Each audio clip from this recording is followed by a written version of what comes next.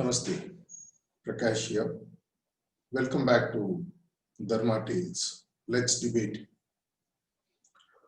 I'm again going to take you back into one of the most interesting collections of stories where we can learn a lot about Dharma. This is again from Mahabharata. I'm going to pick up a very interesting story. Many of you might not have heard this story before at all.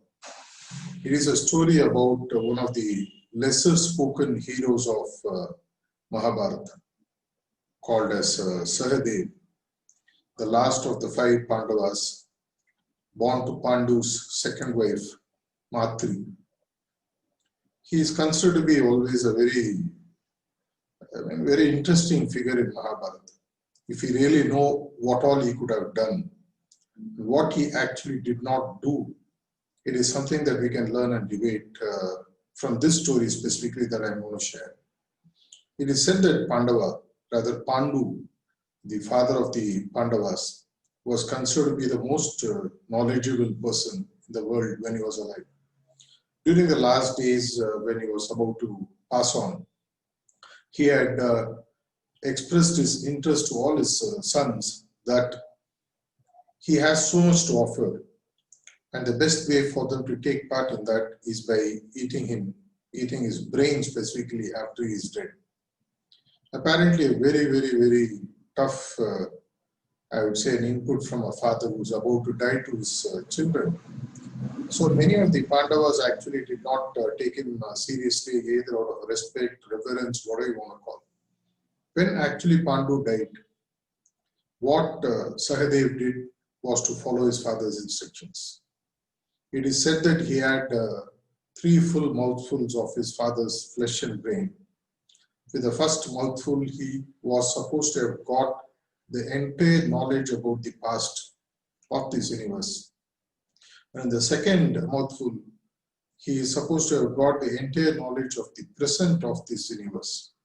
And with the third gulp, the third serving, he is supposed to have got all the future secrets of this universe, whatever far off distance it could be. Hence, he was the only one who was armed with a complete knowledge of how Mahabharata was unfolding and was going to unfold. And this is precisely the reason Duryodhana actually came to him and asked him even for the date when the commencement for the war should be done. What is the most auspicious date? Because Duryodhana knew that Sahadev was the most knowledgeable of all, and he could not actually make a mistake. Yet, the question remains throughout, which still remains unanswered. Why did he not choose to stop his elder brother Yudhishthira, Dharma, from actually going through the game of dice when it happened in Hastinapur, which led to the brothers being sent to exile for 13 years? Why did he not stop many of the other atrocities that were happening to his own brothers? Why did he not actually stop the own downfall of all his blood brothers and his own cousins who are on the other side? He knew what was going to happen at the end. Such a knowledge, when it's available, when it's not really being used, is it of any use at all? Was Sahadev right in keeping quiet? In fact, if you really look at the story, he was not under oath like Bhishma, not to speak the truth. Nobody had told him, don't share what you know. He was completely aware of everything.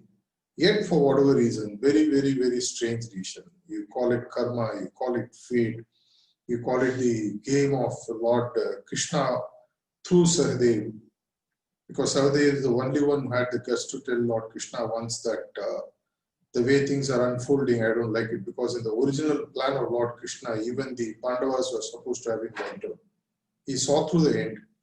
And then he threatened Lord Krishna very lovingly that if you don't stop this from happening, I'm going to tie you up in knots inside my heart and stop you from actually going through this war. And in trade-off, apparently Lord Krishna told him that I will allow the Pandavas and Draupadi and one offspring of Pandavas to live through. That's what happened at the end of the war. At every point of time, why is it that actually Sahadev kept quiet? because this promise that he extracted from Lord Krishna was much, much later.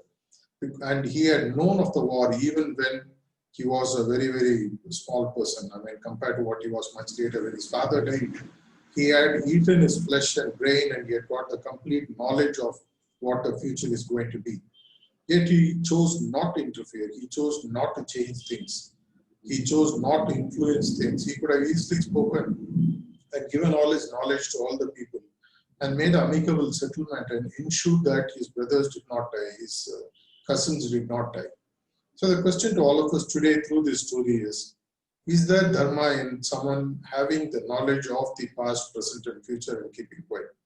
Is there dharma in allowing your own cousins and others to die when you know for sure that you could have actually changed the entire future of Mahabharata? Was he only bound by Lord Krishna's dictum, or he had his own choice to make?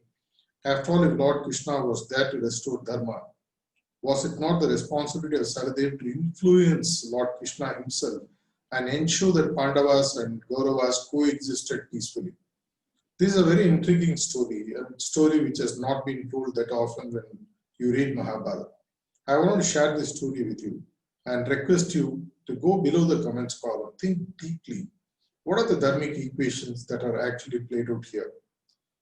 Do you come across people in your own life who know the truth, who know what's going to happen, who in some way their heart would be able to tell them this is right, this is wrong, and yet they keep quiet for people to go through the turmoil and the changes and all the problems of life?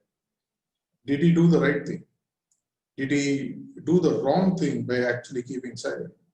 What are the things that are unfolding in our own life today where you see similar people playing out similar roles in their life? There's something worth debating. There's something worth diving deeper into.